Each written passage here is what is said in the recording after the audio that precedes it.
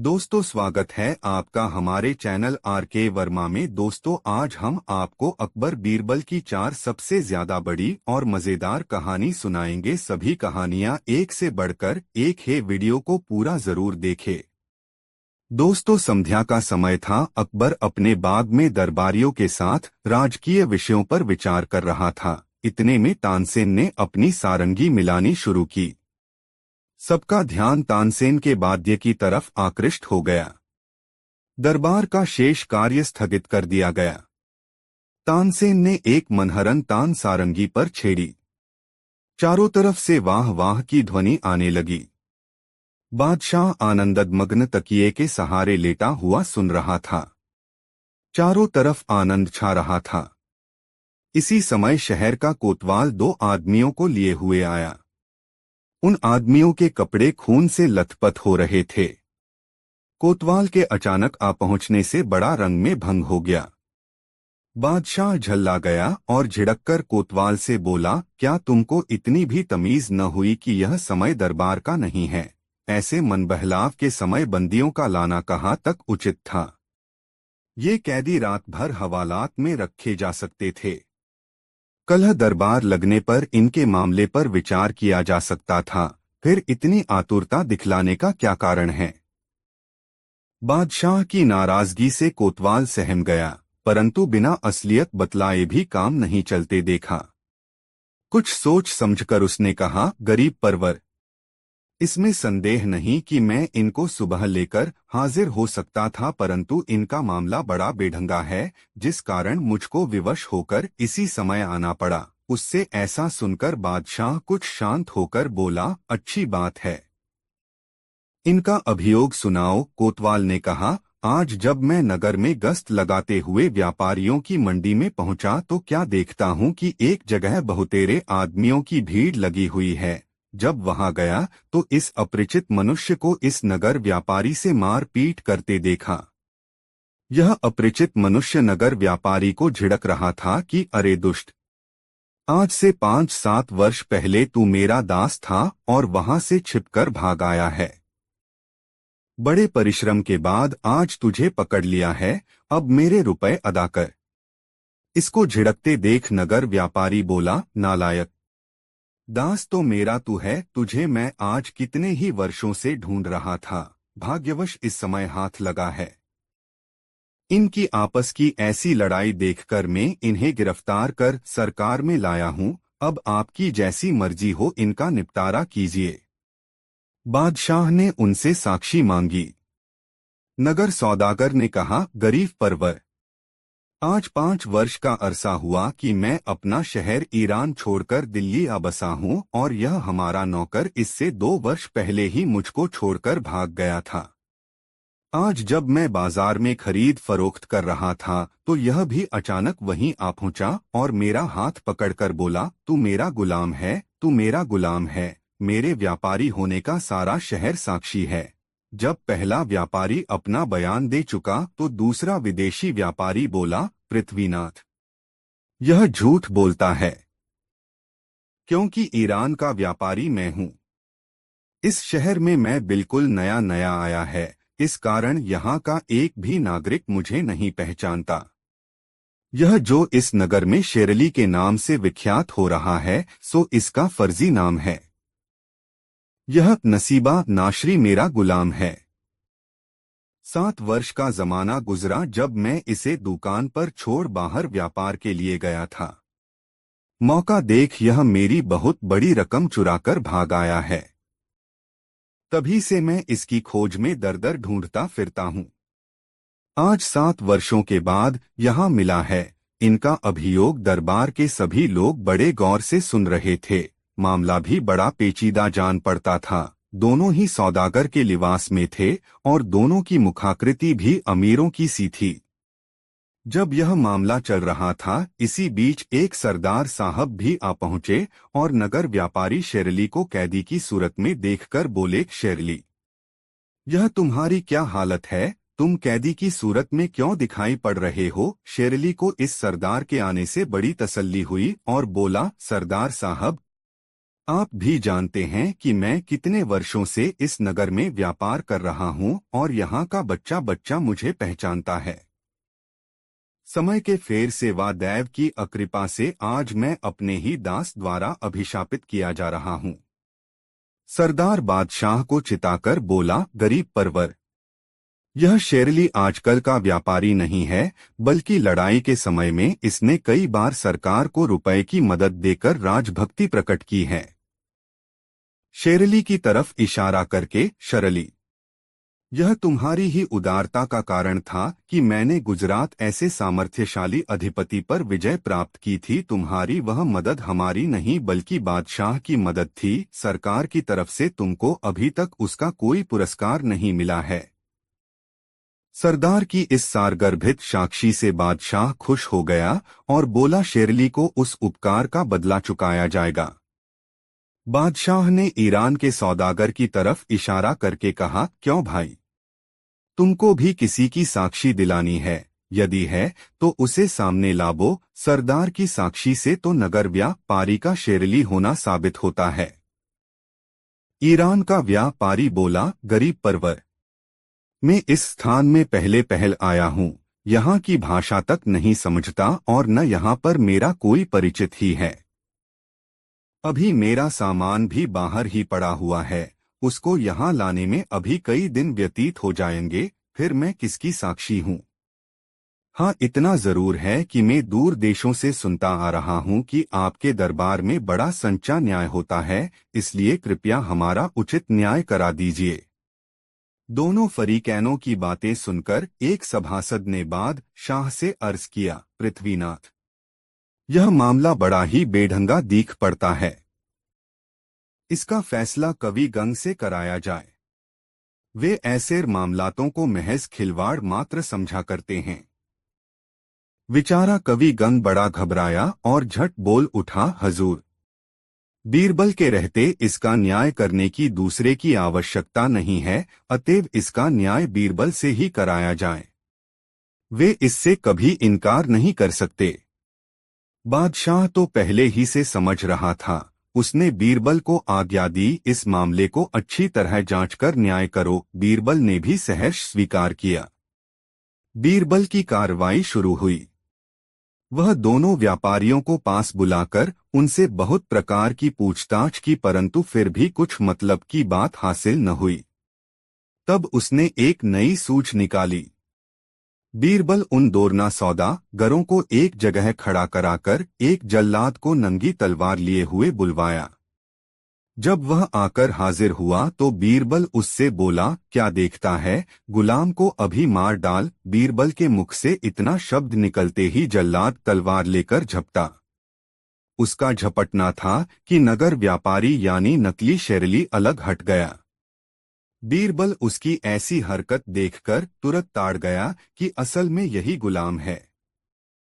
उसने उसकी कलाई पकड़ ली। नकली शेरली ने भी अपना गुलाम होना स्वीकार कर लिया और वह तुरंत कैद कर लिया गया। अनंतर दरबारियों के पूछने पर उसने कहा, असल में मैं ही अपने इस ईरानी मालिक असली शेरली का गुलाम था। मेरी आदत धीरे धीरे बिगड़ने लगी। मैं हमेशा इसे हटाने को ताक में था। जब मेरा मालिक मुझे दुकान पर अकेला छोड़कर बाहर चला गया तो मेरी नीयत बिगड़ी और उसका बहुत सा माल लेकर वहां से भाग निकला। घूमते फिरते यहाँ पहुंचा और उस चोरी के रुपयों से व्यापार करने लगा। चूंकि इस काम को मैंने अपने मालिक के यहाँ हो सीख लिया था, इस कारण व्यापार चलाने में मुझे कोई दिक्कत न पड़ी और मेरा काम धड़ल्ले से चलने लगा। अब मैं असली शेरली के नाम से विख्यात हो गया हूँ। इतने दिनों के परिश्रम से जो मैंने भारत वर्ष में अपना नाम प्रख्यात किया था, सो आज देव के प्रकोप से मिट्टी में मिल गया। अब मुझसे गुलामी करते नहीं बनेगी, अतएव कृपा कर मुझे प्राण दयेड़ की आज्ञा दीजिए। बादशाह ने शेरली से पूछा, शेरली, अब तुम इस आदमी को क्या करना चाहते हो? शेरली बोला, गरीब परवर, अब मुझे इसकी कोई जरूरत नहीं है। मेरी बात रह गई, अब आपके जी में जो आवे सो कीजिए। शेर अली के ऐसे संतोषप्रद वाक्यों से बादशाह को बड़ी प्रसन्नता हुई, परंतु उसने अपना राज किसी पर जाहिर न किया। बेचारा अपराधी नसीबा जीवन की आश त्याग कर एक तरफ खड़ा था। बादशाह उसकी तरफ लक्ष्य कर बोला, नसोबा, तुम्हारा अपराध प्राणदंड पाने के योग्य है, परंतु तूने मेरे साथ उपकार किया है और मैंने अभी तक तुझे उसका कुछ बदला नहीं चुकाया है, अतएव तुझे जीवन दान देता हूँ और पुरस्कार में तुझे दरबार का एक काम सौंपता हूँ। अब तुम उसी काम के सहारे से अपना जीवन निर्वाह करो। नसीबा खुशी के मारे फूला न समाया और बड़ी प्रसन्नता से उस पद को स्वीकार किया। बादशाह ने मन में विचार किया कि इस न्याय में बीरबल ने कमाल किया है, इस कारण उसको भी उचित पुरस्कार देना परमोचित है। बादशाह ने 3 पोशाक मंगवाई। उसमें पहली कुछ आभूषणों के साथ असली शेरली को और दूसरी बीरबल को तथा तीसरी नसीबा नामी गुलाम को देकर विदा किया। नसीबा शेरली के चरणों पर गिरकर अपने अपराध की माफी मांगी और उसको आदरपूर्वक अपने मकान पर ले गया। उसने अपना सारा धन शेरली के हवाले कर दिया। शेरली बहुत बड़ा व्यापारी था, उसका सारा कारोबार ईमान पर चलता था। उसने विचार किया, व्यापार से मेरे धन के अतिरिक्त जो कुछ नसीबा ने अधिक उपार्जन किया है वह उसके परिश्रम का है। उसने अपना असली धन लेकर शेष बचा धन नसीबा के हवाले किया और खुशी खुशी अपने ईरान शहर को लौट गया। दोस्तों, यह वीडियो अपने मित्रों को जरूर शेयर करें। दोस्तों, अकबर बादशाह को ठट्टेबाजी का बड़ा शौक था और दैवयोग से बीरबल भी बड़ा ठट्टेबाज था। एक दिन बादशाह और बीरबल में ठट्टेबाजी हो रही थी। बादशाह ने कहा, बीरबल, बहुत दिन हुआ कोई नया कौतुक तुमने मुझे नहीं दिखलाया, अतएव अब कोई ऐसा नवीन कौतुक दिखलाबो जैसा फिर कभी देखने में न आवे। बीरबल हंसते हुए बादशाह की आज्ञा शिरोधार्य की और बोला, हुजूर, इसमें कोई कठिनता की बात नहीं है, परंतु उसकी तैयारी करने में 2 लाख रुपए खर्च पड़ेंगे। बीरबल को तत्काल 2 लाख रुपए दिए गए। वह उन रुपयों को लेकर घर गया। दूसरे दिन स्नान ध्यान से निवृत्त होकर 1 लाख तो ब्राह्मणों को दान किया, बाकी 1 लाख रुपए अपने काम में खर्च किया। जब रुपया लिए बहुत दिन हो गए तो एक दिन बीरबल के जी में आया कि जो बादशाह को किसी दिन कौतुक की बात याद आएगी तो वह तत्काल तकाजा कर बैठेगा, इसलिए इसको गुपचुप इसी समय कर दिखाना चाहिए। वह बीमारी का बहाना कर दरबार जाना बंद कर दिया। धीरे धीरे बीरबल के बीमारी की बात बादशाह के कानों तक पहुंची। वह घबराकर इलाज के लिए बड़े बड़े हकीम और वैद्यों को उसके पास भेजा, पर उसकी बीमारी घटने के बजाय दिनों दिन बढ़ती ही गई। यह समाचार सुन बादशाह एक दिन स्वयं बीरबल से मिलने गया। बादशाह को देखकर बीरबल रोने लगा और बोला, पृथ्वीनाथ, अब मेरो जिंदगी का अंतिम दिन है, इस बीमारी से मैं बच नहीं सकता। बीरबल के असाधारण बीमारी से बादशाह को बड़ा खेद हुआ और वह बीरबल को तसल्ली देता हुआ बोला, बीरबल, तुम जानते ही हो कि मैं तुम्हें कितना प्यार करता हूँ, तुम्हारे बिना मेरा एक क्षण भी सुखपूर्वक नहीं बीत सकता। खुदा करे ऐसा न हो, नहीं तो तुम्हारी मौत से बढ़कर मेरी मौत होगी। बीरबल ने उत्तर दिया, गरीब परवर, विधि के विधान में कोई उलट फेर नहीं कर सकता। समय आने पर किसी की चाहे कितनी ही प्यारी वस्तु क्यों न हो, हाथ से निकल जाती है। आपसे यह मेरी अंतिम प्रार्थना है कि मेरे पोछे कृपा कर मेरे कुटुंब का पालन करते रहिएगा। आपके अतिरिक्त कोई उनको सहारा देने वाला नहीं है। आह आह, मेरा जी बहुत घबरा रहा है। इस प्रकार ढोंग रचकर बीरबल अपने तई को ऐसा बनाया मानो कोई सचमुच असाधारण बीमार हो। बादशाह बोला, तुम किसी प्रकार की चिंता न करो, मैं तुम्हारे बाल बच्चों का अच्छी तरह पालन करता रहूंगा। इसके बाद बादशाह वहां से विदा हो अपने महल को चला गया। इधर जब रात्रि आई तो बीरबल के घर से रोने की आवाज आने लगी। लोगों के कानों कान पहुंचा। बीरबल के मृत्यु का समाचार क्रमशः खबर पाकर बीरबल के जाति बिरादरी के लोग एकत्रित हुए। सर्वसम्मति से उरद का एक पुतला बनाकर उसके साथ कुछ रिश्ते के लोग स्मशान पहुंचे और उसे चिता पर विधिवत रखकर उसमें आंख लगा दी। इधर बीरबल तहखाने की एक कोठरी में छिप रहा और अपने घर के लोगों से सख्त मनाही कर दी कि उसके छिपने का हाल किसी पर विदित न हो। जब बीरबल के मृत्यु का समाचार बादशाह के पास पहुंचा तो वह अपने प्यारे दीवान की मृत्यु पर शोक करने लगा, परंतु अन्य मुसलमान अमीर उमराव बीरबल की मृत्यु से बड़े प्रसन्न हुए और इस खुशी में फकीरों को मिठाई खिलाई। वृंद प्रजा अनाथ सी होकर चारों तरफ शोक मनाने लगी।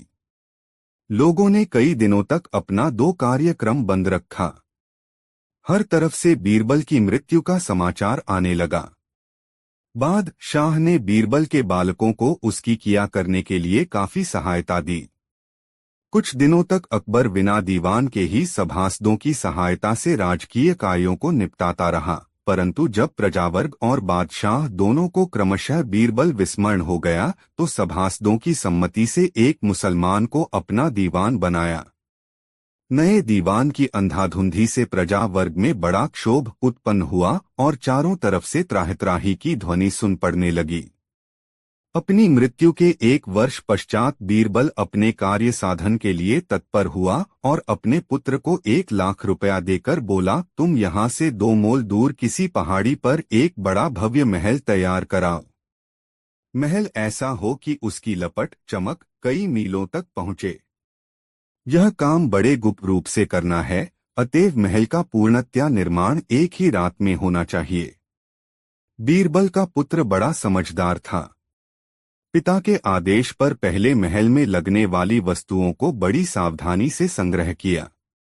जब उसे भली भांति संतोष हो गया कि अब सामान के अभाव में महल बनने का कोई काम न रुकेगा, तो वह गुप्त रीति से बहुत से कारीगरों को नियुक्त कर एक रात में हल्ला बोल दिया और कारीगरों को भली भांति ताकीद कर दी कि महल बनने का काम बड़ी गुप्त रीति से किया जाए और महल एक ही रात में बनकर तैयार हो। महल रातों रात बनकर तैयार हो गया।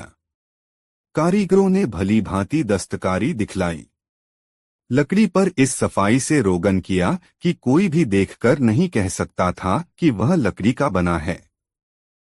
स्थान स्थान पर शीशों को ऐसी खूबी से जड़ दिया कि उसकी चमक कोसों तक फैलती थी। तब बीरबल खूब साफ सुथरे वस्त्रों से सुसज्जित होकर उस नए महल में आबाद हुआ। सबेरा होते ही वह बड़े ठाट बाट से सजकर नगर में पहुंचा। 1 वर्ष का विश्राम पाकर बीरबल खूब तगड़ा हो गया था। अच्छी सेवा होने से उसके शरीर के अंग प्रत्यंग खिल गए थे। नगर में जाते समय उसे देखकर किसी को बीरबल होने का भ्रम न हुआ। इस प्रकार देखता भालता राजदरबार में जा पहुंचा। एक लब्ध प्रतिष्ठ आगंतुक को देखकर सभासदगण एकटक उसी की तरफ देखने लगे। सभा का काम बंद हो गया, परंतु किसी ने उसको छेड़ा नहीं। अंत में कुछ देर बाद बादशाह ने पूछा, आप कौन हैं? कहाँ से आए हैं और यहाँ आने का क्या प्रयोजन है? बादशाह के ऐसे अपरिचितों से प्रश्नों को सुनकर बीरबल बोला, गरीब परवर, मैं आपका पुराना दीवान बीरबल हूँ। बादशाह भौचक सा हो गया और रुखाई से बोला, अय बीरबल, तू तो मर गया था न, फिर सजीव कैसे लौटा? बीरबल ने उत्तर दिया, हुजूर, मैं मर तो गया था, परंतु जब स्वर्ग लोक को गया तो इंद्र मुझ पर प्रसन्न होकर मुझे अपना मंत्री बना लिया। तब से मेरा दिन बड़ा सुखपूर्वक बीतता है। मेरी सेवा के लिए अप्सराएं नियुक्त हुई हैं। सर्वदा खाने को उत्तमोत्तम पदार्थ और पान करने के लिए अमृत प्रस्तुत रहता है। बीरबल की ऐसी बातें सुन बादशाह ने पूछा, तो ऐसे आनंद उपभोग को छोड़कर तुम्हारा यहाँ आना कैसे हुआ? बीरबल ने बड़ी विनम्रता से उत्तर दिया, पृथ्वीनाथ, आप हमारे पुराने अन्नदाता हैं। यह स्मरण कर इंद्र से मोहलत लेकर आपसे मिलने आया हूँ। आपके किए हुए उपकार मेरे हृदयपट पर अंकित हैं, इसीलिए आपके निमित्त स्वर्गलोक से एक उत्तम महल और एक परी साथ लाया हूँ। उपरोक्त दोनों चीजें यहाँ से थोड़ी दूर एक पहाड़ी पर छोड़ आया हूँ। यदि आप वहां तक चलने का कष्ट करें तो मैं उन्हें आपको दिखला दूं। बीरबल की बातें बादशाह को सच्ची मन में अनुमान किया। जब बीरबल मर जान पड़ी, उसने गया था तो बिना प्रयोजन के हुए लौटकर कैसे आया, और आया भी तो परी और महल इसके हाथ कैसे लगा। निःसंदेह बीरबल सत्य कहता है। उन चीजों की परीक्षा के लिए नए दीवान और कुछ अन्य प्रतिष्ठित लोगों को उसके साथ भेजा। बीरबल सबके साथर चलकर उस पहाड़ी के समीप जा पहुंचा और उन लोगों को दूर से अंगुली का इशारा करके बोला, देखो वह 7वें खंड पर बैठी हुई परी हम लोगों की तरफ ध्यानपूर्वक देख रही है। अधिक आदमियों को एक साथ अपने ही तरफ आते देखकर उसे ताज्जुब हो रहा है। उसका चंद्रमुख कैसा चमक रहा है। उसकी विखरी लटें क्या ही काली नागिन के समान लपलपा रही हैं। आदि आदि कई प्रकार के चकमे देकर बड़ी मुलायमी से पूछा, क्यों वे सब बातें अब तक आप लोगों को दिखलाई पड़ी वा नहीं? यदि न दिख पड़ती हों तो अभी मौका है, उन्हें भली भांति देख लें। ये सब बातें आप लोगों को बादशाह से कहनी पड़ेंगी। फिर किसी प्रकार होला हवाली करने से काम न चलेगा। बीरबल के साथ एक से एक सुप्रतिष्ठित नागरिक और दरबारी भेजे गए थे। वे ऐसी कौतूहल भरी वार्ता सुन मन में कहने लगे, हो न हो यह बीरबल प्रेत होकर आया हो, क्योंकि सिवा महल के इसकी बतलाई एक बात भी हमें नहीं दिख पड़ती। बीरबल के बारंबार पूछने पर उन लोगों ने एक स्वर से कहा, अफसोस हमें सिवा महल के और कुछ भी नहीं दिख पड़ता। तब बीरबल बोला, आप लोग क्षमा करेंगे, मैं पहले आप लोगों से एक बात कहना भूल गया था। वह यह कि इस लोक के मनुष्य अधिकतर पाप कर्म में रत हैं। दूसरे बहुत से लोग वर्णशंकर भी हो गए हैं, इसलिए इन दोनों श्रेणी के मनुष्यों के अतिरिक्त बाकी लोगों को ही ये स्वप्रीय चीजें दोख पड़ेंगी। एक बार फिर से देखकर आप लोग सत्यासत्य का निर्णय कर लें। बीरथल फिर पहले की तरह सबको दिखलाना शुरू किया। इस बार लोग बड़ी ऊनता से देख रहे थे, पर कुछ हो तब तो दिखलाई पड़े, सिवा के उनकी दृष्टि में और कुछ भी न आया। परंतु शंकर बनने के भय से सब लोगों ने परी का दिखलाई पड़ना स्वीकार किया और एक साथ ही बोल उठे, वाह वाह, क्या कहना। जो परी का नाम सुना था सो आज प्रत्यक्ष देखने में आई। ऐसो वारांगना आज तक मृत्युलोक में किसी को दृष्टिगत न हुई होगी। बीरबल बोला, आप लोग भली भांति पुनः पुनः देख लीजिए, क्योंकि यह बात बादशाह के सामने कहनी पड़ेगी। दरबारियों ने कहा, निसंदेह हम सब इस बात को बादशाह के सामने भी इसी प्रकार ज्यों की त्यों कह देंगे। पहले तो बीरबल इन लोगों की मूर्खता पर मन में बड़ी देर तक हर्ष मनाता रहा, परंतु उनको अपने माफिक समझकर शांत रहा। इन्हें यह सब देखते सुनते बहुत देर हो गई। उधर बादशाह भी इनकी प्रतीक्षा करते करते घबरा रहा था। इसी बीच बीरबल सबको साथ लिए हुए जा पहुंचा। इनको देखते ही बादशाह प्रफुल्लित हो गया और हर्ष के सहित नए दीवान तथा अन्य बड़े बड़े कर्मचारियों से वहां का समाचार पूछा। वे बीरबल के कथन की पुष्टि करते हुए महल और परी का होना स्वीकार किए, बल्कि कुछ और बढ़ा चढ़ाकर वर्णन किए। नया दीवान बोला, हुजूर लाहौल बिला कुवत, ऐसी परी क्या आज तक किसी को नसीब हुई होगी। नाहक यहाँ की स्त्रियां अपनी खूबसूरती का डींग हाँकती हैं। महल की शोभा और चमक तो सूर्य के तेज को भी मात करने वाली है। दीवान के मुख से वहां की प्रशंसा सुन बादशाह और भी भुलावे में पड़ गया और उसका हृदय काबू से बाहर होने लगा। वह तुरंत बीरबल से बोला, बीरबल, उसको यहाँ लिवा लावो। बीरबल बादशाह की बात काटते हुए बोला, पृथ्वीनाथ, वह स्वर्ग की परी है, पैदल चलकर यहाँ नहीं आ सकती। हाँ, यदि आप स्वयं चलकर उसे लिवा लाचे तो भले ही आपके प्रेम में पड़कर शायद चली आवे। वह तो दीवान के मुख से परी की प्रशंसा सुनकर मात खा चुका था, इनकार कब करता। तत्काल सवारी तैयार करने की आज्ञा दी और आप भी कपड़े लत्ते से लैस हो गया। थोड़ी देर बाद सवारी तैयार होकर आन पहुंची। सभा के लोग पहले ही से सुसज्जित थे। सब लोग नगर से बाहर निकले। जिस समय बादशाह की सवारी इस ठाट बाट से निकली देखते ही बनती थी। अगर कोई अपरिचित मनुष्य उस समय के समाज को देखता तो उसकी और उसके वैभव की भूरी दो प्रशंसा करता। मध्याह्न में बादशाह पहाड़ी के समीप जा पहुंचा। धूप बड़ी तेज पड़ रही थी।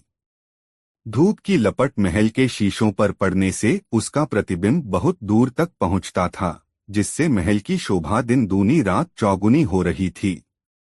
दृष्टि पड़ते ही आंखें चौंधिया जाती थीं। बादशाह ऐसे अपूर्व महल को देख सारे महलों की उत्तमता भूल गया और बीरबल के आग्रह से अपनी मंडली सहित पहाड़ी पर चढ़ने लगा। थोड़ी देर चलकर महल के नीचे जा पहुंचा और महल की सुंदरता देखने लगा।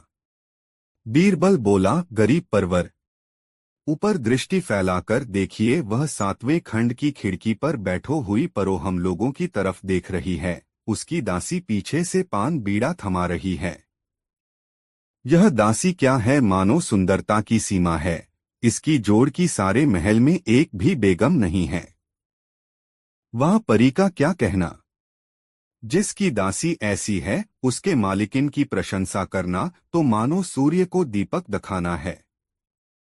बारंबार उंगली का संकेत कर उसे दिखलाने लगा। फिर भी कुछन देख पड़ने पर बादशाह ताज्जुब से बोला, आप न जाने क्या देख रहे हैं, मुझे तो कुछ भी दिखलाई नहीं पड़ता। बीरबल बोला, यदि आपको मेरे कहने पर विश्वास नहीं पड़ता तो आप अपने दीवान और अन्य मुसाहिबों से पूछ लीजिए। वे लोग तो पहले ही से बोर बल के पंजे में पड़ चुके थे।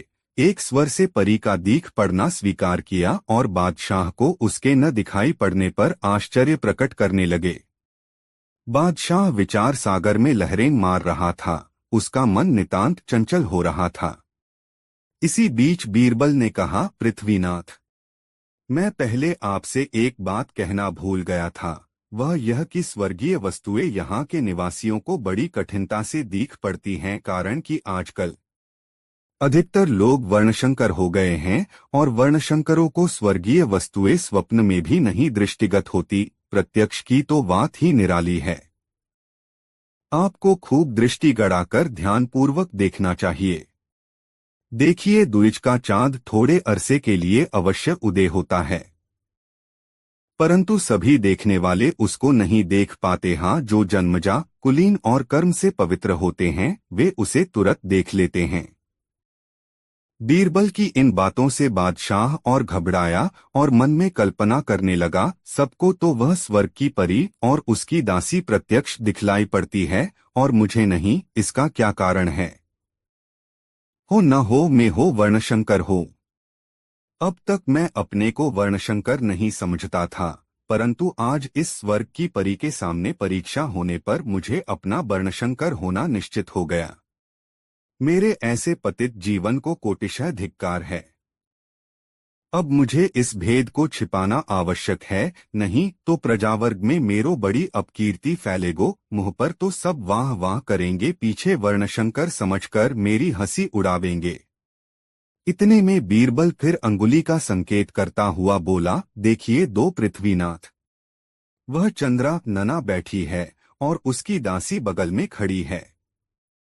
बादशाह ने लाचार होकर उसकी बात मान ली और बोला, हाँ, अब की बार वह मुझे प्रत्यक्ष दोस्त्र पड़ी।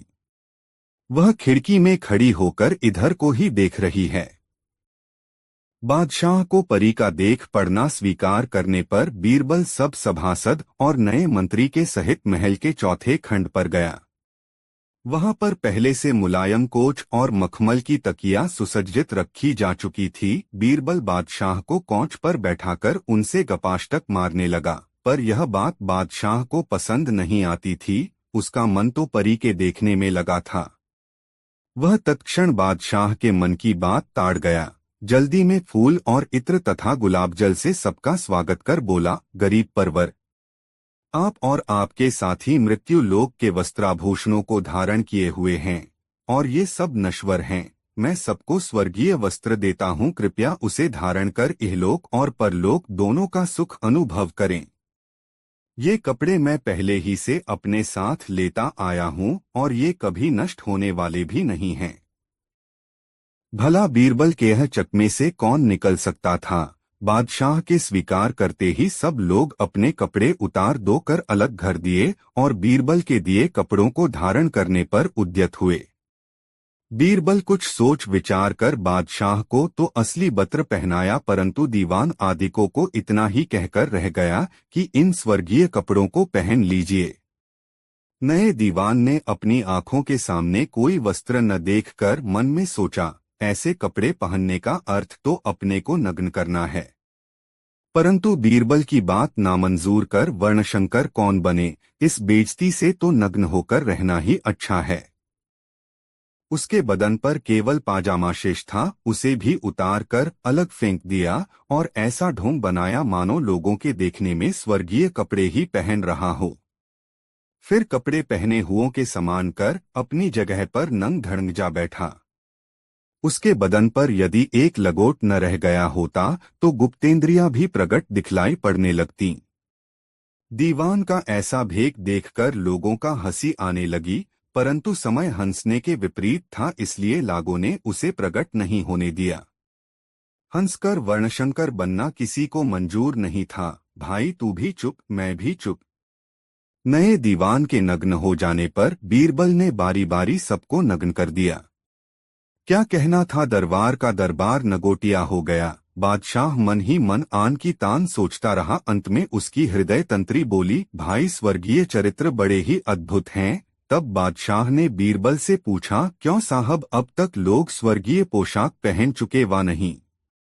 बीरबल ने उत्तर दिया, जी हाँ, अब सब लोग एकदम कपड़े लगते से लैस हैं, परंतु एकाएक वहाँ परी के पास सबको न लिवा चलकर पहले में उसकी अनुमति ले लेना उत्तम समझता हूँ।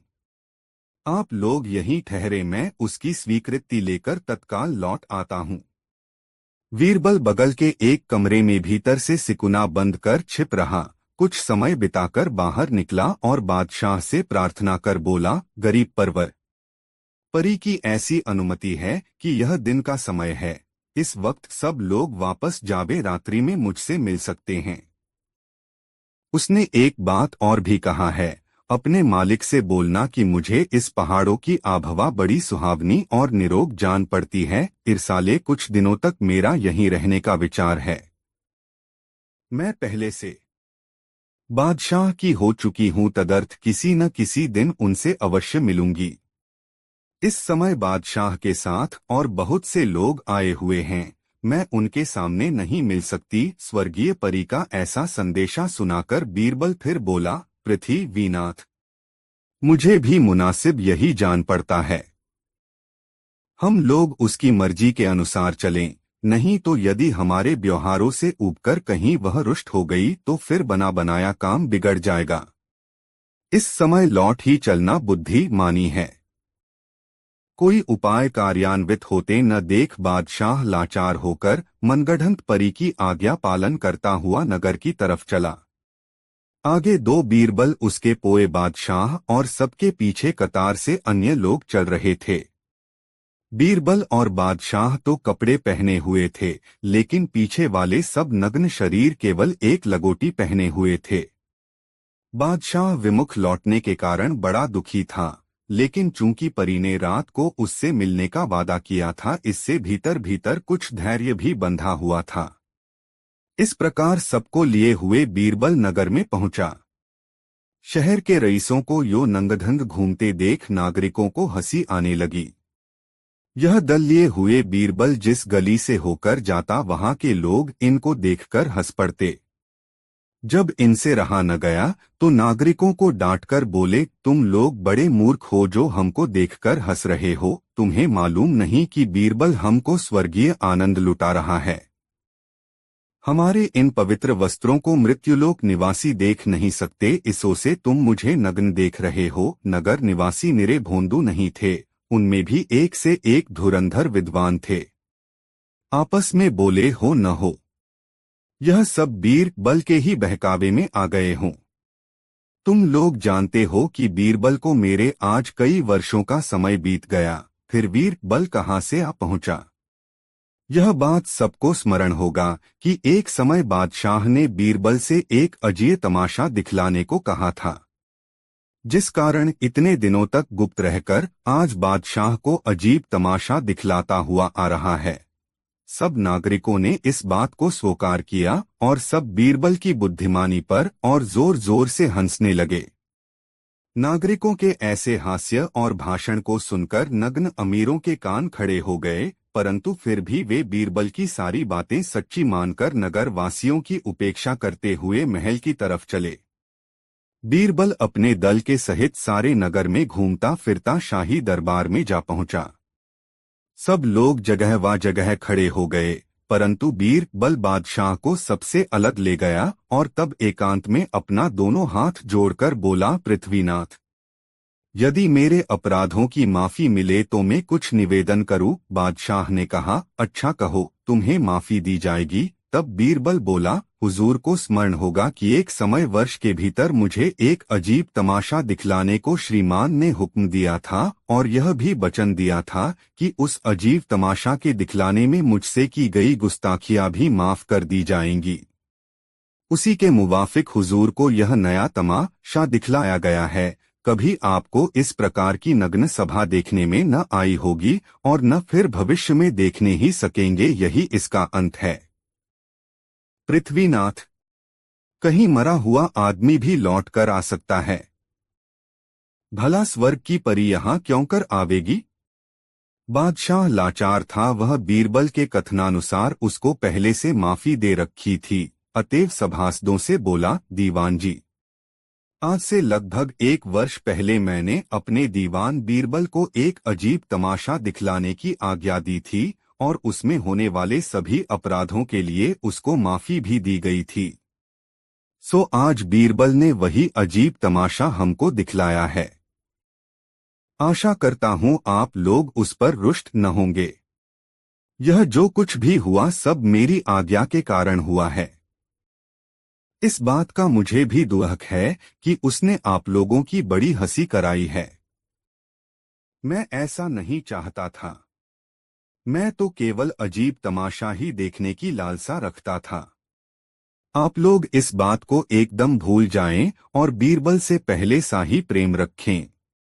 बादशाह की आज्ञा सुनकर समस्त हिंदू दरबारी धन्य धन्य कहने लगे, परंतु मुसलमान दरबारियों का मुंह लटक गया और मन ही मन बीरबल की धृष्टता पर गालियों का बौछार उड़ाने लगे।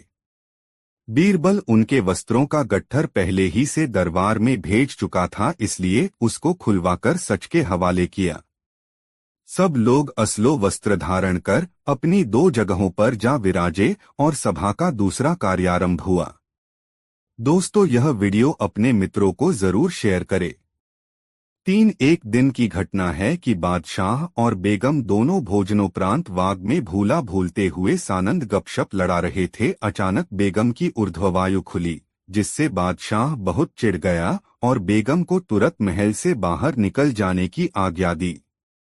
बेगम शहर से बाहर एक बाग में कैदी की सूरत में नजरबंद कर दी गई। बादशाह को वही धुन सवार थी। दूसरे दिन जब सवेरे दरबार लगा तो बादशाह ने सभासदों से पूछा, क्या कभी तुम लोगों को भी अधोवायु निकलती है? अधोवायु निकलने के कारण बेगम का दंडित होना सब पर विदित था। इस कारण एक स्वर से सबों ने इनकार कर दिया और उस दिन का दरबार समाप्त हुआ। जिस दिन की यह बात थी, उस दिन बीरबल किसी सरकारी काम से बाहर गया था। इसलिए जब कई दिन पश्चात वह लौटा तो बादशाह ने वही प्रश्न बीरबल से भी किया। भला बीरबल कब चूकने वाला था? वह झट बोला, पृथ्वीनाथ, जिस तरह से अन्य लोगों को अधोवायु होती है उसी तरह मुझे भी होती है। बीरबल के इस उत्तर से बादशाह बहुत नाराज हुआ और उससे बोला, वाह, खूब अच्छे रहे। इस सभा में ऐसा एक भी आदमी नहीं है जिसे अधोवायु सरती हो, फिर तुम्हें कैसे सरने लगी? जब यही बात है तो तुम दरबार से बाहर चले जाओ और जब तक मैं तुम्हें आने की आज्ञा न दूं कदापि न आना। बीरबल हाजिर जवाब था, उसे उत्तर प्रत्युत्तर करने में हिचकिचाहट नहीं होती थी, परंतु मौका देखकर काम करना बुद्धिमानों का काम है। बादशाह को अपने ऊपर बहुत नाराज देख वहां से वह तत्काल बाहर चला गया।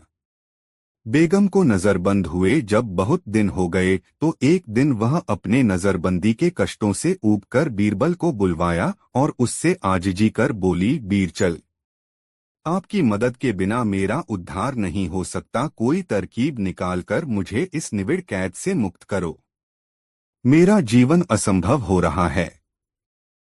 बीरबल ने कहा, दूसरे की वकालत वही कर सकता है जो निर्दोष हो। मैं तो खुद हो तुम्हारे दोष में शामिल हूँ, तुम्हारी मदद कैसे कर सकता हूँ। बेगम बीरबल को भली भांति जानती थी, अतएव उसकी बात बीच में ही काटकर बोली, बीरबल, तुमको मैं भली भांति जानती हूँ। मेरा दृढ़ विश्वास है कि चाहे बादशाह तुमसे भले ही नाखुश हो, परंतु उनको मना लेना तुम्हारे बाएं हाथ का खेल है।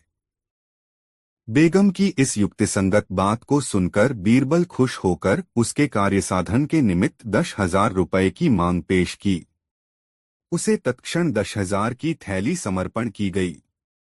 बीरबल घर पहुंचकर एक सुनार को बुलवाया। वह अपने काम का बड़ा पक्का था।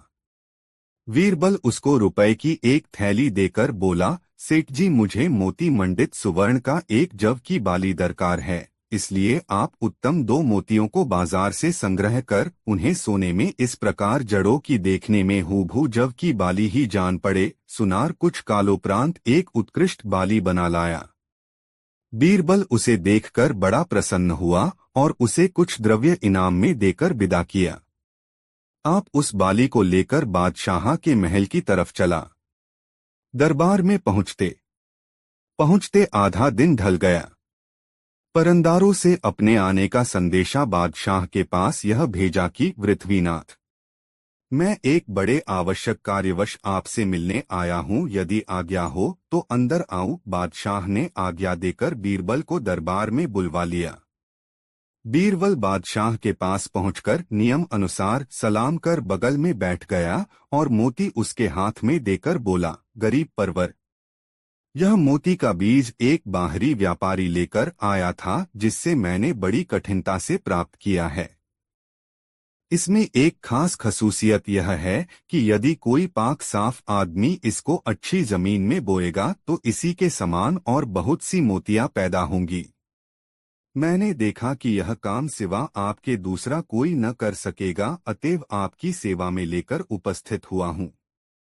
कृपया इसको किसी अच्छी जमीन पर बो दीजिए, आपको आगे चलकर इससे बड़ा लाभ होगा।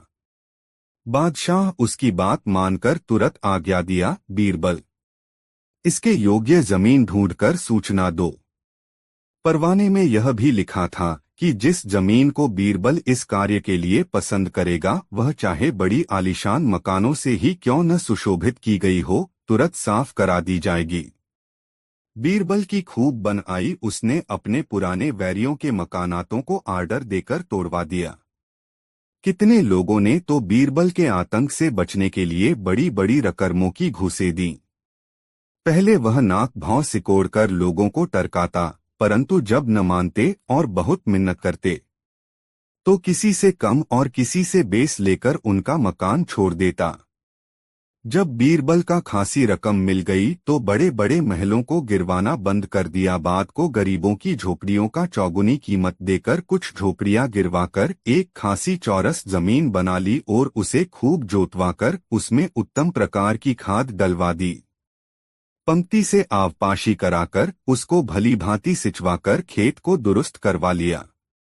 जब बीज बोने के काबिल खेत तैयार हुआ तब बीरबल ने एक दूत द्वारा बादशाह के पास खबर भेजी, पृथ्वीनाथ, आपका खेत तैयार हो गया है, अब आप सभा सदों के सहित पधार कर खेत का मुलाहिजा फरमावें। बीरबल उस मोती के बीज को लेकर सभा के सन्मुख आया और उसे बादशाह को दिखाकर बोला, हुजूर, इस बीज को बोने वाला खूब पाक साफ मनुष्य होना चाहिए, जिससे दुर्गंधी आती होगी। उसके बोने से बीज से हरगिज मोतो नहीं उगेगी, इसलिए जिसके शरीर से कभी वायु न सरती हो वह इसको बोए। आपके दरबार में तो ऐसों की कमी भी नहीं है। किसी एक को आज्ञा दीजिए कि जो इस काम को प्रसन्नता पूर्वक करे।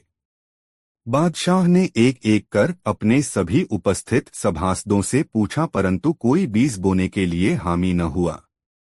लगभग हजारों की संख्या में लोग उपस्थित थे, पर सबों ने नहीं कर दिया। कारण कि यदि कोई यह कहकर कि मुझे हवा नहीं सरती, मोती बोने का साहस करता और कहीं बाद में मोती न उगती तो उसकी गर्दन मारी जाती। तब बादशाह ने बीरबल को बीज बोने के लिए कहा। बीरबल बोला, पृथ्वीनाथ, यह तो मैं आपसे पहले ही कह चुका हूं कि मुझको वायु सरती है। आपके सामने बहुतेरे लोगों ने इस बात की साक्षी दी है कि उनको वायु नहीं सरती, तो बड़े अफसोस की बात है कि बीज बोने के लिए कोई तैयार क्यों नहीं होता। श्रीमान को भी वायु नहीं सरती, अतएव अब इस काम को स्वयं आप ही करें तो कितना उत्तम हो। बादशाह बीरबल के प्रस्ताव को यह कहते हुए अस्वीकार कर दिया कि मुझे भी तो वायु सरती है।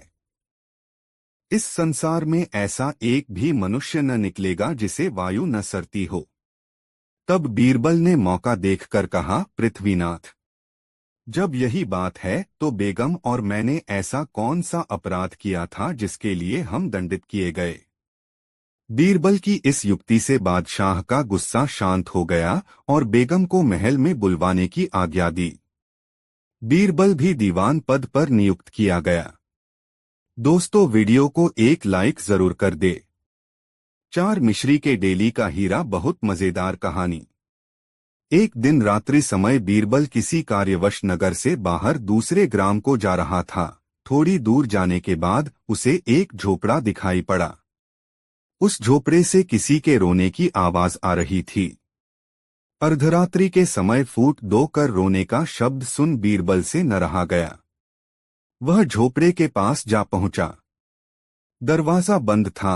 बीरबल ने आवाज देकर कई बार पुकारा, भाई, अभी इस झोपड़े में कौन आदमी रो रहा था। उस झोपड़े से एक बुढ़ा मनुष्य बाहर निकला और अकबर बीरबल विनोद 94 लड़खड़ाते हुए बोला, आपको रोने वाले से क्या गरज पड़ी है, मैं ही रो रहा था। बीरबल उसे अंधेरे में देखकर भली भांति पहचान न सका। वह एक बूढ़ा पुरुष जान पड़ता था। उसके शरीर के चमड़े भूल गए थे। कमर झुककर धनुधा कार हो रही थी। बीरबल ने आग्रह पूर्वक उससे ऐसी रात्रि में रोने का कारण पूछा। तब बुड्ढा बोला, भला आपसे रोने का कारण बतलाने से मुझे क्या लाभ होगा। नाहक एक अपरिचित आदमी के सामने दुखड़ा रोकर अपनी अमर्यादा क्यों कराऊं। बीरबल ने उसकी सहायता करने का वचन दिया। तब वह बुड्ढा बोला, अच्छा, यदि आप सुनना ही चाहते हैं तो सुने। इस समय मेरी अवस्था 70 के लगभग पहुंच चुकी है।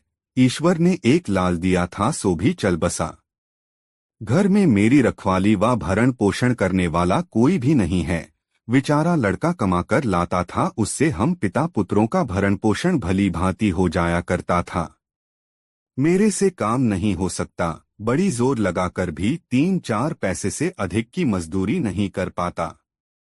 महीने में ऐसा एक भी सौभाग्य का दिन नहीं होता जिस दिन मैं भर पेट भोजन कर चैन की नींद सो। लड़के की सोच अलग मारे डालती है। आज 3 दिनों से बराबर फांका कर रहा हूं। उदर की ज्वाला अबरदास्त होने से रो रहा था।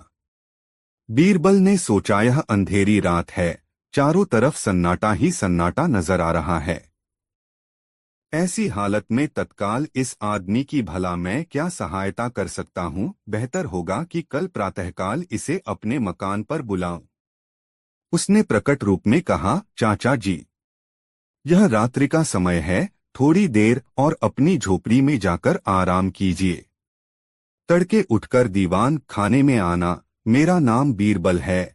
इतना कहकर बीरबल चला गया और बुड्ढा भी झोपड़ी में पड़ा हुआ सबेरा होने की प्रतीक्षा करने लगा। सारी रात उसको निद्रा न आई।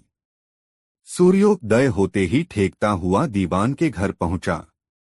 बीरबल ने बुड्ढे की बड़ी आवभगत की और अच्छा अच्छा पदार्थ भोजन कराया। जब वह खा पीकर संतुष्ट हुआ तो बीरबल कहा, चाचा जी, इस समय मैं आपको केवल 15 दिन का खर्च देकर विदा करता हूं। इसके बीच मिश्री की एक डेली लेकर उसे हीरे की शक्ल का बनाकर मेरे पास लाना, तब मैं आपको आगे की तरकीब बतलाऊंगा। बुड्ढा बीरबल को आशीर्वाद देता हुआ घर लौट गया। 8-10 दिनों के अंत गत वह एक मिश्री के टुकड़े को खूब घिस छोलकर हीरे के आकार का बनाकर बीरबल के पास ले आया। बीरबल ने उस नकली हीरे को हाथ में लेकर देखा। निसंदेह वह बनावटी हीरा असली हीरे को मात कर रहा था। बीरबल ने बूढ़े से कहा, चाचा जी इसको लेकर कल फिर आइएगा, आपको बादशाह के पास चलना होगा। मैं इसे बादशाह के हाथ बेचकर आपको एक अच्छी रकम दिलाऊंगा। अगले दिन बीरबल बुद्धू चाचा को अपने साथ ले गए और सामान्य समय से पहले ही महल पहुंच गए। उसे देखकर राजा को कुछ सूझा कारण विशेष जान पड़ा, इसलिए उससे पूछा, क्यों बीरबल आज इतनी जल्दी क्यों कर आना हुआ। बीरबल ने विनम्रता से उत्तर दिया, गरीब परवर, यह कारीगर एक उत्तम हीरा लेकर मेरे साथ आया है। यह उस हीरे को बेचना चाहता है।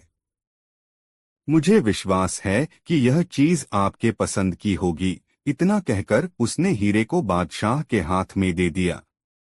बादशाह ने हीरे को भली भांति देखकर कहा, बीरबल, हीरा तो लाजवाब है, परंतु बूढ़े जौहरी से कहो कि इसे लेकर 2 घंटे पश्चात हाजिर होवे। बुड्ढा वहां से हट गया। तब बादशाह ने नीरबल को उसकी भली भांति जांच कराने की आज्ञा दी। वीरबल इधर उधर घूम फिर कर आ गया और बोला, पृथ्वीनाथ, इसके अच्छा होने में कोई संदेह नहीं है। हीरे को आप अपने पास रखें। बीरबल के इस उत्तर से बादशाह को संतोष हुआ और फिर बोला, हीरे को खरीदने से पहले और जांच करा लो। बीरबल बोला, पृथ्वीनाथ, इस समय हीरे को अपने मुख में रख लीजिए, फिर जांच होती रहेगी। बादशाह ने हीर को मुख में छिपा लिया। बादशाह की आज्ञानुसार बूढ़े चाचा के आने का समय हुआ और वे ठेकते 2 दरबार में पुनः हाजिर हुए। उसे देख बीरबल ने बादशाह से कहा, गरीब परवर, देखिए वह हीरे वाला वृद्ध भी आन पहुंचा। उसे अब क्या कहकर उत्तर देना होगा। बादशाह ने बीरबल की तरफ देखकर पूछा, क्यों बीरबल, वह हीरा तो मैंने तुम्ही को दिया था न। बीरबल ने साफ इनकार कर दिया और बोला, पृथ्वीनाथ, उसे तो आपने अपने पास ही रख लिया था। बादशाह को भी बीरबल की बात सच्ची जान पड़ी। खबर नहीं कि आखिरस उसे रखा किस जगह। उसने हीरे का बहुतेरा खोज किया, परंतु जब कहीं हो तब तो मिले, वह तो मुख में गलकर पानी हो गया था। लाचार होकर बादशाह बोला, अच्छा बीरबल, बुढ़े व्यापारी से उसका मूल्य निश्चित कर लो, परंतु उससे कोई झकझक न करना। हुक्म मिलते ही बीरबल ने बूढ़े चाचा से हीरे का मूल्य पूछा। वह बोला, दीवान जी, हीरे का असली मूल्य 2000 मुहरे हैं और 200 मुहरे मैं नफे में लूंगा। बीरबल ने कहा, नहीं, तुम्हें नफे में 50 मुहरे ही दी जाएंगो। बूढ़ा दुखित मन से बोला, सरकार, यदि आपको मुनाफे की 200 मुहरे देनी स्वीकार हो तब तो लेवें, नहीं तो कृपा कर मेरा माल मेरे हवाले करें। बीरबल मूल्य में कमी कराने के लिए उससे बार बार बना वटी माथापच्ची करता रहा। अंत में झुझलाकर बोला, बुड्ढू, इतनी दिरतिर क्यों करता है। अच्छा 50 मोहरें और ले लेना। परंतु बूढ़े चाचा तो पक्के गुरु के चेला थे, भला वे कब मानने लगे। मुंह बनाकर बोले, दीवान जी, इस प्रकार मुझ गरीब को क्यों दबाते हैं।